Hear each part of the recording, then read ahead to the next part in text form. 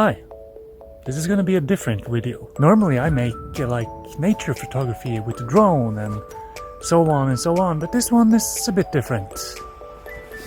You'll see in a moment. You've probably seen some of my bike videos. I think I made two of them. One for my old bike and one for my girlfriend's bike. But I got a new one and I thought I'd show you what it's like to have an electric bicycle in Tromsø, in Norway, in the winter.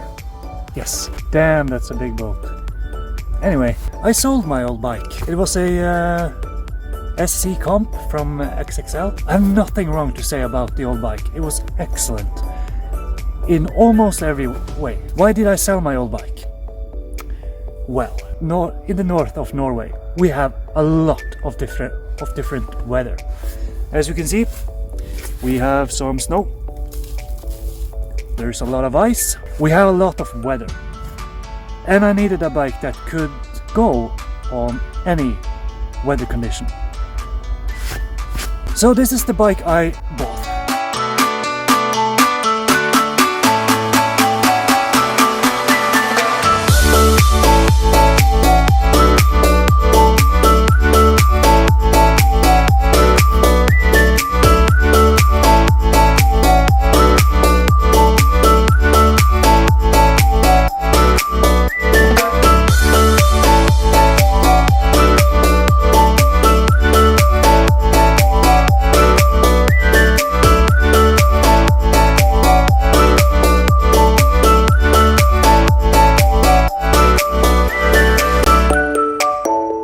So yeah guys, this is my new bike. It's a Bitbike, as you can see here. And it's called the Fatloader500. And you can see why. These are the Dillinger 5 45 North studded tires. I think it's about 250 spikes, hollow point spikes in these tires. Got one in the front and one in the rear. I'll show you the original tires that came with the bike. Here we are. I have them in a plastic bag, you can see, and they look like this. They're a bit narrower than the winter tires, and they have no spikes. So I've put them in bags and they're frozen on our porch here. So this is what those look like, the original tires for the Fatloader500. Back to the tires. This bike came with fenders, aluminium fenders that you fasten right here and one in the back. But I had to take them off because of these tires here.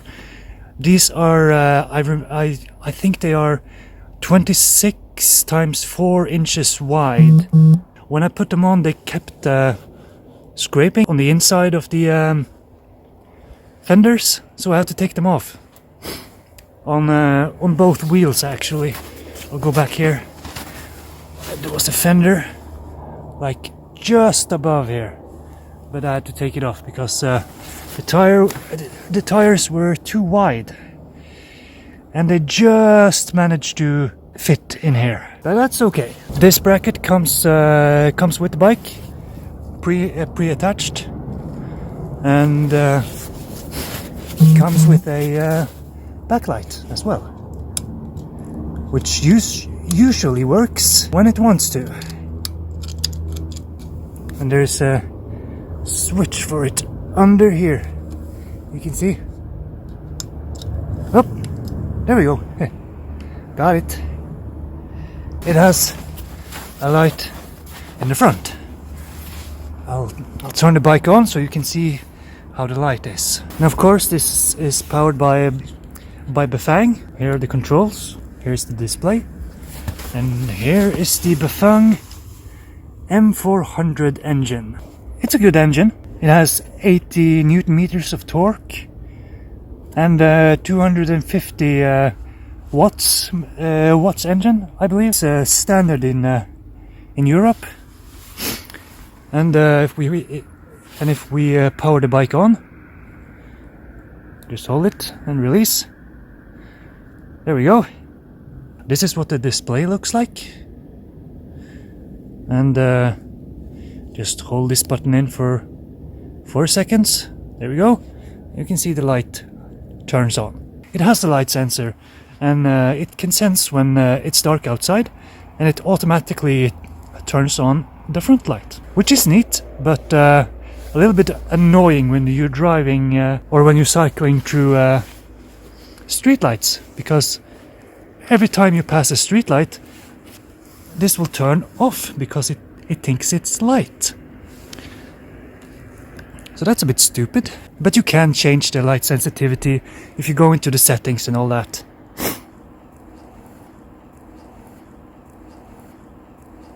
So it shouldn't be a problem. I'm just too lazy to do it. The battery. We have a Samsung battery, 500 watts of battery power. It got some disc brakes on both wheels.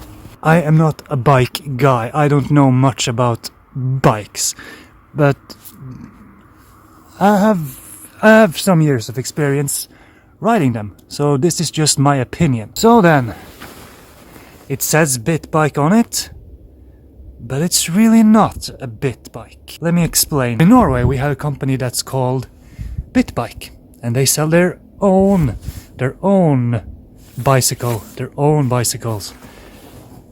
But they really don't. Underneath all this Bitbike marking and zooming and Bitbike logos, what this bike is, underneath all that, it's an M2M all-terrain 500. No, I'm sorry, this bike, underneath all the Bitbike markings, is an M2S bike. It's an American bicycle brand, and they're supposedly the best electric bicycles you can buy in America. And this is the M2S All-Terrain Sport R500. But this, as being European, no, that's zooming.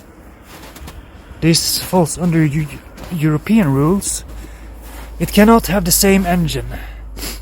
So this is a 250 watt Bafang M400 engine. The American versions has a lot more power than this. I think it's about 750 or something like that. This is a really, really comfortable bike to ride. The big tires, they cushion a lot on bumps and rough terrain.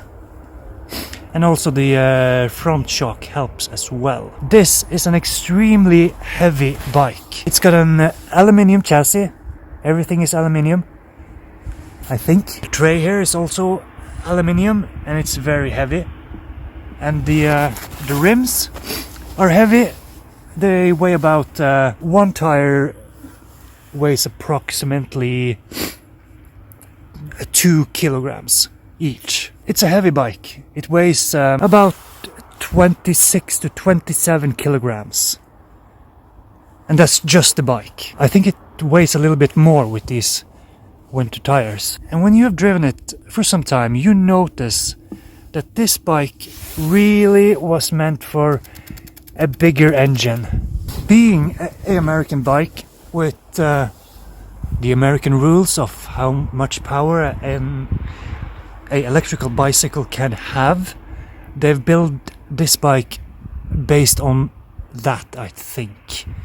Because, in my opinion, this engine is a bit too small for this heavy bike. And you can feel it, especially when you're going uphill.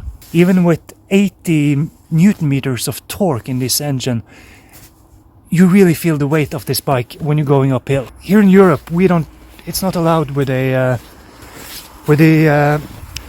throttle, because many electrical bikes have a throttle here, or one that goes like a moped or something like this. This bike does not have that. The only thing you can do with this bike is to pedal, and the harder you pedal, the more speed you will get out of the engine, or more power. The harder you step on it, the harder the engine will work, basically. And it works to drive the chain just like a normal bike on here. So that's how an electrical bicycle works. Oh yeah, it's a bit smart, this engine. It's somewhat intelligent because every time you shift gear, the engine stops for a 1/10 of a second to let the chain shift gear, and that's so the cassette and the chain don't wear out as fast. So that's something good. It came with a protector here, so that's neat to protect the fragile shifter. But this bike, what's good about this will work in any condition. I've driven it in really strong winds and really cold temperatures, and nothing stops this bike. Not rain, not snow, not ice, not wind, nothing. Nothing will stop this bike from going. So, what do I like about this bike? I like how comfortable it is to ride. I like the 500 watt battery. It gives some extra distance compared to the old one. I like the big tires, of course, and I love the mounting bracket. I like your riding position. You ride more upright. You sit more upright on this bike compared to a hybrid bike, for instance. That gives you really clear view of the traffic, which is important. I like that it has a shock absorber. I like that it has its own light. And as I said, I really like the gearing system on this. What I don't like about this bike, I don't like that it is so heavy. You get a full workout riding this bike, believe me. I didn't like the seat at first, but I just put a gel pillow on it. I don't like the engine very much. It says that it has 80 Newton meters of torque, but I really can't feel any of that, especially when I'm going uphill. I can't sense that it has 80 Newton meters of torque. These tires can be a pro and a con. Yes, they will get you through most terrains, but what many people don't consider is the wind. When you're going fast and you have headwind, the wind will hit a much wider surface than on a normal bike, so you will get more wind resistance when riding in strong headwinds. Well, that's my new bike, that's my opinion, that's my experience, and now you get to see how it's like riding this bike. Enjoy!